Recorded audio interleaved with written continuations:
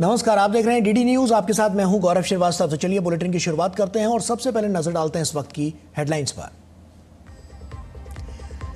संसद के आगामी मॉनसून सत्र के लिए महत्वपूर्ण बैठकें। इंडी गठबंधन के नेता करेंगे ऑनलाइन बैठक, आम आदमी पार्टी नहीं होगी शामिल।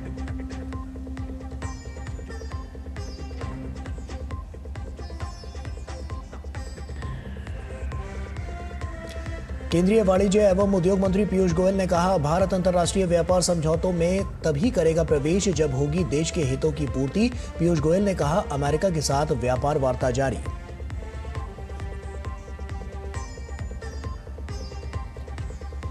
ऑनलाइन सट्टेबाजी से जुड़े मामले में ईडी ने गूगल और मेटा को भेजा नोटिस। दोनों कंपनियों के प्रतिनिधियों को 21 जुलाई को जवाब देने का आदेश।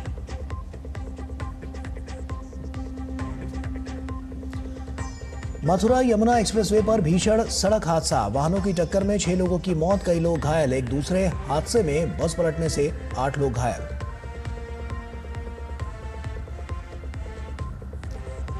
पहलवान अंतिम पंघाल और हर्षिता मोर ने बुडापेस्ट रैंकिंग सीरीज में जीता स्वर्ण पदक। अंतिम ने रूस की नतालिया मालिशेवा तो हर्षिता मोर ने जमीला को दी शिकस्त।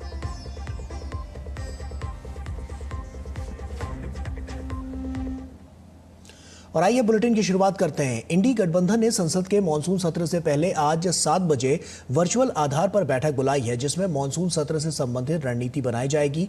और इस बैठक में तृणमूल कांग्रेस ने शामिल होने से पहले मना किया था, लेकिन अब उसकी स्थिति ढुलमुल बन गई है, जबकि आम आदमी पार्टी ने स्पष्ट कह दिया है कि वो गठबंधन का हिस्सा नहीं है। हालांकि कुछ खबरों में कहा जा रहा है कि तृणमूल कांग्रेस ने अपनी रणनीति में बदलाव करते हुए इस बैठक में शामिल होने का मन बना लिया है। कांग्रेस सांसद प्रियंका गांधी वाड्रा के पति रॉबर्ट वाड्रा के खिलाफ ईडी ने हरियाणा के शिकोपुर गांव में 3.2 एकड़ जमीन मामले में एक सप्लीमेंट्री प्रोसिक्यूशन कंप्लेंट यानी कि चार्जशीट दायर की है, और जिसमें भ्रष्टाचार, जालसाजी और धोखाधड़ी जैसे गंभीर आरोप शामिल हैं। वहीं इस मामले में ईडी ने 36 करोड़ की 43 प्रॉपर्टी जब्त कर ली है, जिस पर नेता प्रतिपक्ष राहुल गांधी ने ट्वीट करके बीजेपी सरकार पर निशाना साधा है। अब इस पर बीजेपी सांसद सुधांशु त्रिवेदी ने पलटवार करते हुए कहा है कि भ्रष्टाचार में डूबी कांग्रेस पार्टी के सभी परिवार के सदस्य एक दूसरे के भ्रष्टाचार को कवर अप करने के लिए एक दूसरे के साथ खड़े रहते हैं। उन्होंने इस मुद्दे पर राहुल गांधी से सवाल भी पूछा। उन्होंने कहा कि राहुल गांधी को यह स्पष्ट करना चाहिए कि उन्होंने रॉबर्ट वाड्रा के बचाव में जो एक्स पोस्ट किया है वो व्यक्तिगत हैसियत से किया है या नेता प्रतिपक्ष की हैसियत से। रॉबर्ट वाड्रा जी के ऊपर जो विधिक कार्रवाई चल रही है उस पर प्रतिक्रिया करते हुए अपनी कुंठा की अभिव्यक्ति की है। भ्रष्टाचार में आकंठ डूबी इस कांग्रेस पार्टी के सभी परिवार के प्रथम सदस्य एक दूसरे के भ्रष्टाचार को कवर अप करने के लिए साथ आकर खड़े हुए हैं। कांग्रेस पार्टी से सवाल है कि श्री राहुल गांधी जी ने जो ट्वीट किया है वो व्यक्ति के रूप में किया है या नेता प्रतिपक्ष के संवैधानिक पद के रूप में किया है, या नेता प्रतिपक्ष के संवैधानिक पद का दुरुपयोग अपने पारिवारिक गुनाहों को बचाने के लिए किया।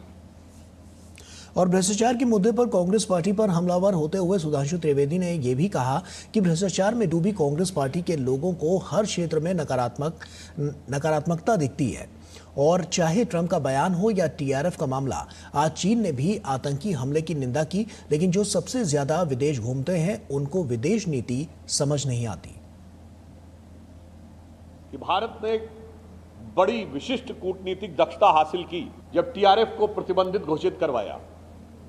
आज चाइना ने भी उस मुद्दे के ऊपर आलोचना कर दी है आतंकी हमले की, मगर अफसोस की बात यह है जो सबसे ज्यादा विदेश घूमते हैं उन्हें विदेश नीति की समझ नहीं है, और जो विदेश नीति को सर्कस कहते थे, मुझे लगता है उन्हें अपने दिमाग के सर्किट को चेक करने की आवश्यकता है। और मॉनसून सत्र पर उसके प्रारंभ होने से पहले सुधांशु त्रिवेदी ने कहा है कि इंडी गठबंधन में टकराव और बिखराव दोनों दिख रहा है। इंडी गठबंधन के अंदर तकरार और बिखराव दिखाई पड़ रहा है। आम आदमी पार्टी ने कह दिया है कि वह इंडी गठबंधन से अलग है, तो हम तो यह अपेक्षा करते हैं कि एक सकारात्मक दृष्टि से इस संसद के सत्र का प्रभावी और उपयोगी प्रयोग विपक्ष के द्वारा किया जाए, परंतु इंडी गठबंधन के अंदर जो कुछ हो रहा है संसद सत्र की पूर्व संध्या पे, उसे देख के तो मुझे बस ये नजर आता है कि जब रात है इतनी मत वाली तो सुबह का आलम क्या होगा, ये देखने में पता चलेगा जब संसद का सत्र शुरू होगा। केंद्रीय सूचना और प्रसारण मंत्री अश्विनी वैष्णव ने आईआईटी हैदराबाद के 14वें दीक्षांत समारोह में हिस्सा लिया।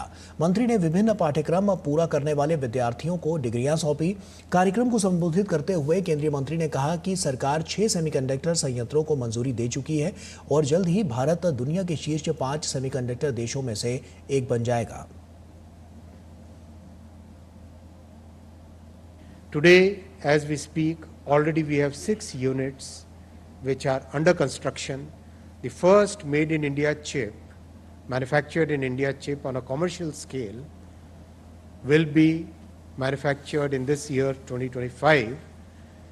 The way we have created the talent pool, the way we are promoting the design, and the way we are going deeper into the capital equipment and the materials required for semiconductors, India will become one of the top 5 semiconductor nations in the world in the coming years. Ashwini वैष्णव ने कहा कि आमतौर पर लोग Japan, Germany और France से आने वाली ट्रेनों पर अधिक भरोसा रखते हैं। उन्होंने कहा कि हमारी कोशिश है कि जब कोई ट्रेन भारत से आए तो उसकी तकनीक बेहतर और लागत कम होने वाली होनी चाहिए। केंद्रीय मंत्री ने कहा कि भारत पहली बुलेट ट्रेन का अगस्त या सितंबर 2027 तक परिचालन शुरू करने के लिए तैयार है।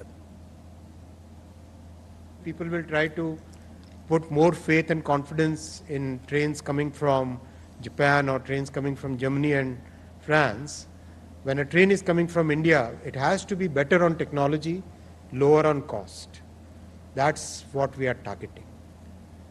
We are building more than 1,300 stations, right? Complete reconstruction. That is the pace at which we are taking up these stations. Kavach, world's unique automatic train protection system, practically designed here in Hyderabad. I must also mention that the first bullet train project is also rapidly progressing. We should see a bullet train running in 2027, somewhere in August or September. युवा कार्यक्रम और खेल मंत्रालय द्वारा आज से 20 जुलाई तक उत्तर प्रदेश के वाराणसी के रुद्राक्ष कन्वेंशन सेंटर में विकसित भारत के लिए नशा मुक्त युवा विषय पर युवा आध्यात्मिक शिखर सम्मेलन आयोजित हो रहा है और इस सम्मेलन में केंद्रीय श्रम एवं रोजगार मंत्री मनसुख मांडविया मुख्य अतिथि के रूप में शामिल हुए। वहीं हिमाचल प्रदेश के राज्यपाल शिव प्रताप शुक्ला, केंद्रीय संस्कृति और पर्यटन मंत्री गजेंद्र सिंह शेखावत, केंद्रीय सामाजिक न्याय और अधिकारिता मंत्री वीरेंद्र कुमार समेत कई वरिष्ठ नेता उपस्थित रहे। इस शिखर सम्मेलन में देश भर के 100 आध्यात्मिक और सामाजिक सांस्कृतिक संगठनों के 500 से अधिक युवा प्रतिनिधियों को संबोधित करते हुए मनसुख मांडविया ने कहा कि प्रधानमंत्री नरेंद्र मोदी का संकल्प है 2047 तक विकसित राष्ट्र बनाने की दिशा में अंतिम पायदान पर हो। विकसित राष्ट्र बनाना है तो उसमें सबसे महत्वपूर्ण भूमिका युवा शक्ति ही निभाएगी। प्रधानमंत्री नरेंद्र मोदी के विकसित भारत बनाने में युवाओं को नशा मुक्त बनाना है। युवाओं के द्वारा नशा मुक्ति अभियान को आगे बढ़ाना है। 5 साल में युवा नशा मुक्त हो, हम सब का यही संकल्प है। इस शिखर सम्मेलन का उद्देश्य भारत की आध्यात्मिक विरासत और युवा शक्ति में निहित नशीली दवाओं के दुरुपयोग के खिलाफ एक सामूहिक राष्ट्रीय संकल्प को बढ़ावा देना है। आज एडिक्शन, नशा देश में और दुनिया में एक बड़ी समस्या के रूप में हमारे सामने खड़ा है। हमारे देश के युवाओं की लाइफ को बर्बाद करता है, उसके जीवन को बर्बाद करता है। ये समस्या विकराल बनती जा रही है। प्रधानमंत्री जी ने कई बार अपनी मन की बात में और सार्वजनिक कार्यक्रम में देश के युवा एडिक्शन से दूर रहे, नशा मुक्त हो, उसके लिए बात कही। हमें युवा फॉर नशा मुक्त विकसित भारत बनाना है। युवाओं के द्वारा नशा मुक्ति का अभियान को आगे बढ़ा के जन जागरण करना है कि हम सब लोग सामूहिक तौर पर एक संकल्प करें, एक कार्ययोजना बनाए। एक कार्ययोजना 5 साल तक इंप्लीमेंट करके हम विकसित भारत में युवाओं को नशा मुक्त होके अपना कंट्रीब्यूशन करने के लिए प्रेरित करें। उत्तर प्रदेश के वाराणसी में नशा मुक्त अभियान कार्यक्रम का आयोजन किया गया। इस कार्यक्रम में केंद्रीय गृह राज्य मंत्री नित्यानंद राय ने हिस्सा लिया। इस दौरान उन्होंने कहा कि काशी घोषणा पत्र प्रधानमंत्री मोदी के नशा मुक्त भारत के सपने को साकार करने में महत्वपूर्ण भूमिका निभाएगा। इस अवसर पर डीडी न्यूज के संवाददाता हरिकेश बहादुर सिंह ने केंद्रीय गृह राज्य मंत्री नित्यानंद राय से खास बातचीत की। देखिए। नित्यानंद राय जी हैं गृह राज्य मंत्री, आए हुए हैं नशा मुक्त भारत का जो अभियान चल रहा है युवाओं के लिए, काशी में है। युवा कल्याण खेल मंत्रालय के द्वारा 3 दिवसीय काशी में, महादेव की नगरी काशी के सावन महीने में, यहाँ पूरे देश भर की बड़ी बड़ी महत्वपूर्ण संस्थाओं को, चाहे वो आध्यात्मिक हो या सामाजिक हो या सांस्कृतिक हो, सबको बुलाकर एक सम्मेलन किया गया है। इसका बहुत ही अच्छा परिणाम आएगा और पूरे मोदी जी की सरकार इस एक साथ इस प्रयास में लगी है और खास करके कई मंत्रालय पर यह दायित्व दिया गया है, चाहे वह शिक्षा का हो, खेल का हो, युवा का हो, चाहे सामाजिक कल्याण का हो या गृह मंत्रालय का हो, तो सब मिलकर हम नशा मुक्त भारत अभियान में लगे हैं। जरूर सफलता मिलेगी। काशी से एक संदेश आपका। काशी की नगरी है और आज के इस सम्मेलन का जो घोषणा पत्र है वह काशी घोषणा पत्र के नाम से ही जाना जाएगा और काशी घोषणा पत्र अपने इस मिशन में कामयाब होगा माननीय प्रधानमंत्री जी के नशा मुक्त भारत बनाने में। काशी से जो घोषणा पत्र जारी होगा उसमें ये जो सम्मेलन है, जो अभियान है, ये निश्चित रूप से सफलता प्राप्त करेगा, ऐसा मानना है नित्यानंद राय जी का। Doctor Harikesh Bahadur Singh Gautam, DD news, Varanasi. Varanasi के रुद्राक्ष कन्वेंशन सेंटर में खेल मंत्रालय द्वारा 2 दिवसीय नशा मुक्त युवा विषय पर युवा आध्यात्मिक शिखर सम्मेलन आयोजित किया जा रहा है, जिसमें देश भर से 500 से अधिक युवा कार्यक्रम में भाग ले रहे हैं और इस आयोजन को लेकर प्रतिभागी उत्साहित हैं। हमारे संवाददाता हरिकेश बहादुर सिंह से बात करते हुए इन प्रतिभागियों ने प्रधानमंत्री का आभार जताया। मैं रुद्राक्ष कन्वेंशन सेंटर में हूँ और नशा मुक्त युवा फॉर विकसित भारत का आयोजन है। देश के कोने कोने से युवा आए हुए हैं। आप कहाँ से आए हो और किस तरह का सोच के यहाँ पे आए हो? एकल फ्यूचर से हैं, फाउंडेशन से हैं और यहाँ पे हमें आके काफ़ी अच्छा लगा। यहाँ पे अलग अलग यूथ से मिले, अलग अलग उनकी थॉट्स हैं, उनसे मिलके काफ़ी अच्छा लगा। और यहाँ पे माननीय मोदी जी ने काफ़ी अच्छा कार्यक्रम ये किया क्योंकि इसमें सारे यूथ आएंगे और अपने अपने थॉट्स को शेयर करेंगे और एक दूसरे को समझ पाएंगे। मैं रविंद्र भारती शांति निकेतन की तरफ से आया है। मैं यहाँ आके मेरे बहुत आनंदित हो रहा है। मैं वेस्ट बंगाल से आत्मज्ञान योगाश्रम से आई हूँ। यहाँ पर आके बहुत ही अच्छा लगा। यहाँ पर व्यवस्था बहुत ही अच्छा है। मैं धन्यवाद करती हूँ मोदी जी को। मोदी जी का जो थीम युवा को लेकर जो नशा मुक्त करना चाहते वो बहुत अच्छा है, ये पॉपुलर होगा खूब। युवा जो वेस्ट बंगाल से आए हैं, उत्तर प्रदेश के हैं, चूँकि काशी प्रधानमंत्री यानी नरेंद्र मोदी जी की संसदीय क्षेत्र भी है, यहाँ पर जो विकास कार्य हुआ है वो भी इन लोगों ने देखा है, उसके बारे में चर्चा कर रहे हैं। तो हरिकेश बहादुर सिंह गौतम, डीडी न्यूज, वाराणसी।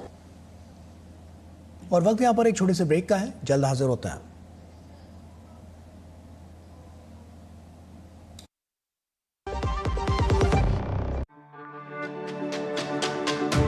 मेरी पसंद, मेरी पसंद, मेरी पसंद, मेरी पसंद, हमारी पसंद, हम सबकी पसंद। मजबूत देश का मजबूत सरिया हो गया स्टील। जो लक्ष्य चुना था समझ आने लगा है। GLA यूनिवर्सिटी, उच्च लक्ष्यों की निश्चित प्राप्ति। ब्रेक के बाद एक बार फिर से आप सभी का स्वागत है। कैश कांड में फंसे जस्टिस यशवंत वर्मा के खिलाफ महाभियोग का रास्ता साफ हो गया है। संसदीय कार्य मंत्री किरण रिजिजू ने कहा है कि न्यायमूर्ति यशवंत वर्मा पर महाभियोग के मुद्दे पर सभी राजनीतिक दल एकमत हैं। न्यायमूर्ति वर्मा के नई दिल्ली आवास से भारी मात्रा में नकदी बरामद हुई थी।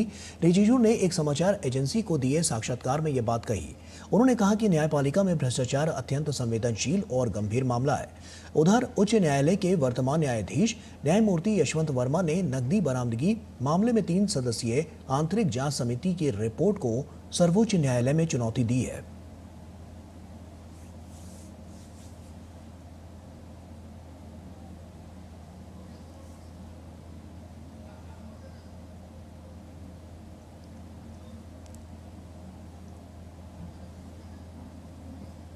उत्तर प्रदेश के मुख्यमंत्री योगी आदित्यनाथ आज दिल्ली पहुंच रहे हैं। सीएम योगी आदित्यनाथ शाम को भारतीय जनता पार्टी के केंद्रीय नेतृत्व से मुलाकात कर सकते हैं। प्रदेश में संगठन में बदलाव की खबरों के बीच मुख्यमंत्री योगी आदित्यनाथ की केंद्रीय नेतृत्व से मुलाकात को अहम माना जा रहा है।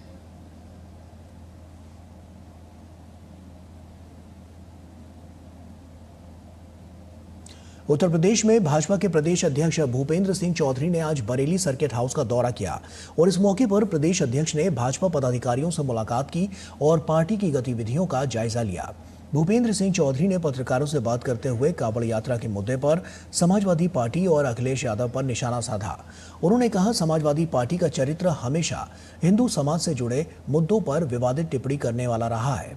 अखिलेश यादव के कॉरिडोर बयान पर प्रतिक्रिया देते हुए उन्होंने कहा कि समाजवादी पार्टी ने हमेशा धार्मिक भावनाओं का अपमान किया है। अयोध्या में राम मंदिर निर्माण से लेकर कांवड़ यात्रा तक इनकी सोच हमेशा हिंदू विरोधी रही है। समाजवादी पार्टी के नेताओं द्वारा हिंदू धर्म, संतों और धार्मिक ग्रंथों के खिलाफ की गई टिप्पणियां उनके सनातन विरोधी चरित्र को दर्शाती है।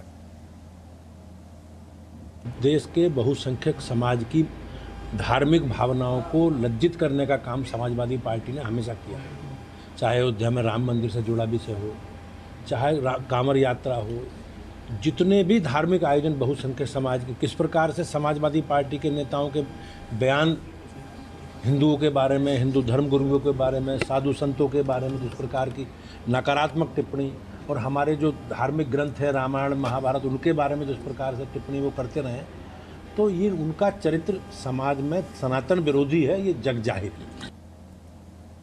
और केंद्रीय वाणिज्य एवं उद्योग मंत्री पीयूष गोयल ने एसोचैम द्वारा आयोजित विकसित भारत की दिशा में वैश्विक प्रभाव का सृजन सत्र को संबोधित करते हुए इस बात पर जोर दिया कि भारत अंतर्राष्ट्रीय व्यापार समझौतों में तभी शामिल होगा जब वे देश के हितों की पूर्ति करेंगे।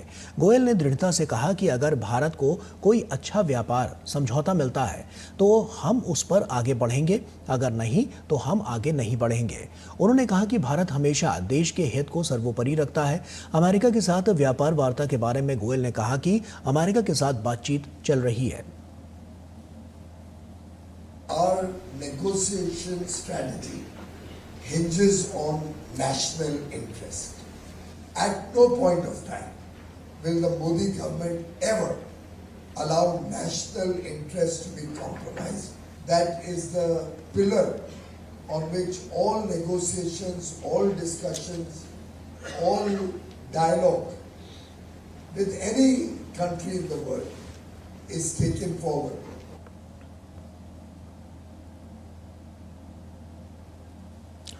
और वहीं उद्योग जगत के दिग्गजों और उद्यमियों के एक समूह को संबोधित करते हुए पीयूष गोयल ने सूक्ष्म, लघु और मध्यम उद्यम एमएसएमई क्षेत्र में मानसिकता में बदलाव के महत्व पर जोर दिया। उन्होंने सामूहिक विकास और छोटी व बड़ी कंपनियों के बीच आपसी सहयोग की दिशा में बदलाव का आह्वान किया। लक्ष्य, मार्गदर्शन और मानसिकता में बदलाव की आवश्यकता पर जोर देते हुए उन्होंने कहा कि बड़ी हो या छोटी कंपनियों को एक साथ बढ़ना होगा, हमें एक दूसरे का समर्थन करना होगा और लोकल के लिए वोकल होना होगा। उन्होंने एमएसएमई के लिए वैश्विक स्तर पर प्रतिस्पर्धा करने के लिए अनुसंधान, नवाचार, गुणवत्ता और विस्तार पर ध्यान केंद्रित करने की आवश्यकता पर जोर दिया।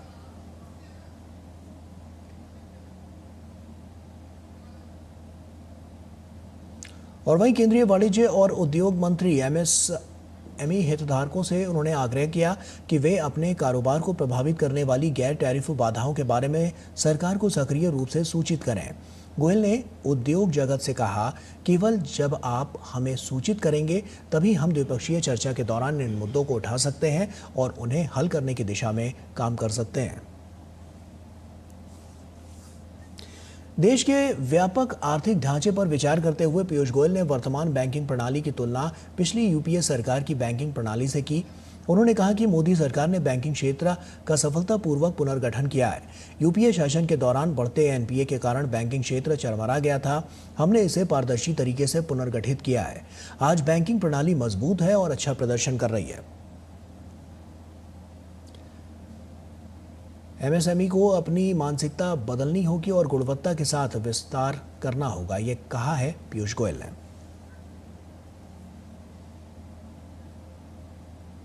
प्रवर्तन निदेशालय ने ऑनलाइन सट्टेबाजी ऐप से जुड़े मामलों की जांच के सिलसिले में गूगल और मेटा को नोटिस जारी किया है।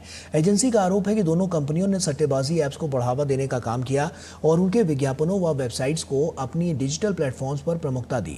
अब ईडी ने दोनों कंपनियों के प्रतिनिधियों को 21 जुलाई को पूछताछ के लिए बुलाया है और इस पूरे मामले में ये पहली बार है जब भारत में काम कर रही किसी बड़ी टेक कंपनी को सट्टेबाजी जैसे मामलों में सीधे तौर पर जवाबदेह ठहराया जा रहा है। ईडी की ये कार्रवाई ऑनलाइन सट्टेबाजी के खिलाफ चल रहे व्यापक अभियान का हिस्सा है, जिसमें कई बड़े नामों और डिजिटल प्लेटफॉर्म्स की भूमिका की जा रही है। ईडी का ये कदम दिखाता है कि जांच अब और बड़े स्तर पर हो रही है। इससे पहले भी कई फिल्मी सितारे और सोशल मीडिया इन्फ्लुएंसर्स अवैध सट्टेबाजी ऐप्स का प्रचार करने के मामले में जांच के घेरे में आ चुके हैं। राष्ट्रीय राजधानी में रह रहे अवैध बांग्लादेशियों के खिलाफ दिल्ली पुलिस लगातार अभियान चला रही है और इसी क्रम में 14 से 15 जुलाई की मध्य रात्रि के दौरान उत्तर पश्चिम जिला पुलिस ने मुखर्जी नगर क्षेत्र से 3 अवैध बांग्लादेशी नागरिकों को गिरफ्तार किया। लगभग 10 दिन तक चले सर्च ऑपरेशन के बाद इस गुप्त ऑपरेशन को अंजाम दिया गया। पुलिस के अनुसार गिरफ्त में लिए गए ये बांग्लादेशी नागरिक चोरी की कई घटनाओं में शामिल थे। अब पुलिस इन बांग्लादेशियों की मदद करने वालों की तलाश में जुटी है।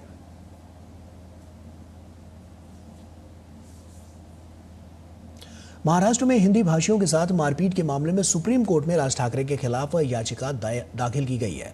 भाषा विवाद के मामले में मुंबई के वकील घनश्याम दयालु उपाध्याय ने सुप्रीम कोर्ट में याचिका दाखिल की है और इसमें आरोप लगाया है कि राज ठाकरे और उनकी पार्टी के कार्यकर्ता अन्य राज्यों से आने वाले लोगों के खिलाफ हिंसा कर रहे हैं, साथ ही भाषा के आधार पर अलगाव की राजनीति कर रहे हैं। वहीं याचिका में कहा गया है कि यह संविधान की मूल भावना और ललिता कुमारी फैसले से सुप्रीम कोर्ट द्वारा तय किए गए दिशा निर्देशों का उल्लंघन है। याचिकाकर्ता ने सुप्रीम कोर्ट से इस मामले में दखल देने और तुरंत एफआईआर दर्ज करने की मांग की है।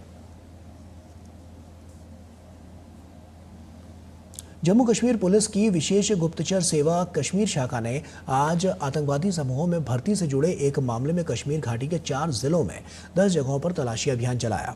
आतंकवादी स्लीपर सेल और भर्ती मॉड्यूल का पता लगाने के लिए तलाशी ली जा रही है। सीआई के गांदरबल में 6, बडगाम में 2 और पुलवामा व श्रीनगर में एक जगह पर तलाशी अभियान चला रही है। अधिकारियों ने जानकारी देते हुए कहा है कि आज सुबह शुरू हुई छापेमारी आतंकी अपराधों और आतंकवादी समूहों में भर्ती से जुड़े एक मामले में की जा रही है और इस मामले में तलाशी जारी है।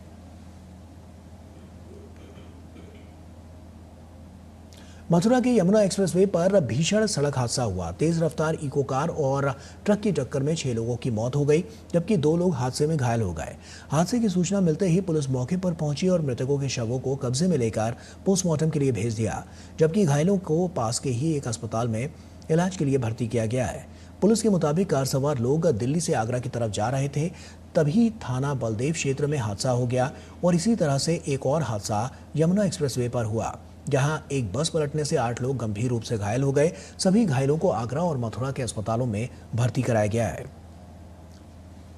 बीती रात यमुना एक्सप्रेसवे पर 2 दुर्भाग्यपूर्ण घटनाएं हुई हैं, जिसमें पहली घटना इसमें एक इको गाड़ी जो कि दिल्ली से आगरा जा रही थी, वो आगे चल रहे हैवी व्हीकल में जाकर टकरा गई, जिसमें कि मौके पर ही इको सवार 6 लोगों की मृत्यु हो गई और 2 लोग उसमें गंभीर रूप से घायल हैं। दूसरी घटना लगभग रात्रि 4 बजे की है। 131 माइलस्टोन पर एक निजी बस जो कि दिल्ली से मध्य प्रदेश जा रही थी, ये पलट गई। इसमें कुल 8 लोग जो कि घायल थे, उनको यहाँ जिला अस्पताल भर्ती कराया गया था। इसके अतिरिक्त 9 अन्य लोग जो घायल थे उनको एसएन मेडिकल आगरा में भर्ती कराया गया।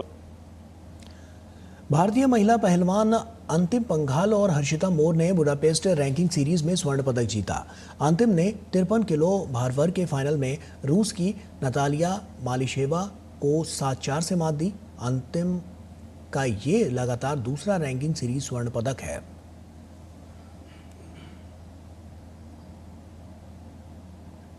और वहीं भारत की 19 वर्षीय पहलवान हर्षिता मोर ने भी 72 किलो भार वर्ग में स्वर्ण पदक अपने नाम किया।